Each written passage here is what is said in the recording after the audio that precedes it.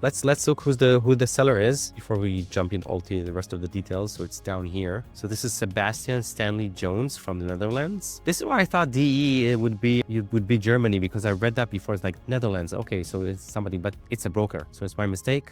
Global M&A advisor assisting clients securing healthy valuations. So you're buying through the broker and not through a person, not with a person. I don't know why they chose this route. What do you think about that, Ross? Well, I think Flippa provides sellers. Sorry. I was about to say, because just for $136,000, I would expect using a broker for larger deals. That's why. Well, yeah, it's all relative. For some people, 136K, is a lot more than for others. So yeah, it's worth it, I think, to maximize the sale, to use a broker and pay a little bit of an extra fee to get a deal done or get a better deal. So yeah, I don't think necessarily a 100K deal is too small to leverage brokers or advisors. But I think what's happening here is Flippa provides a few different options for sellers when they go to market. I think you could have one that's more for sale by owner, where you have the listing page and you handle a lot of it on your own. And then they have other options where you could have an advisor like they have here helping you. And I would imagine you pay a little bit more either upfront or on a success fee or both in this scenario. I don't 100% know what Flippa is charging for this, but I think it's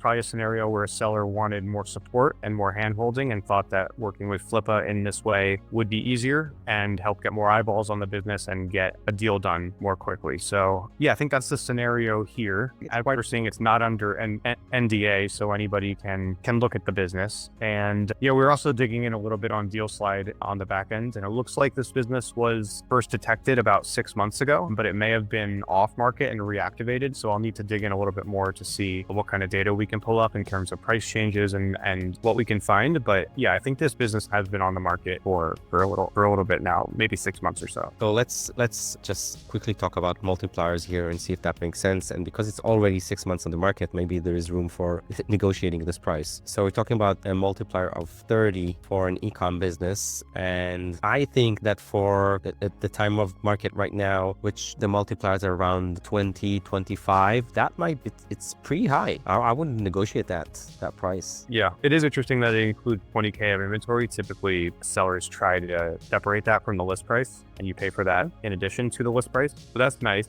But yeah, I think you're right. I think e-commerce, especially Amazon FBA, is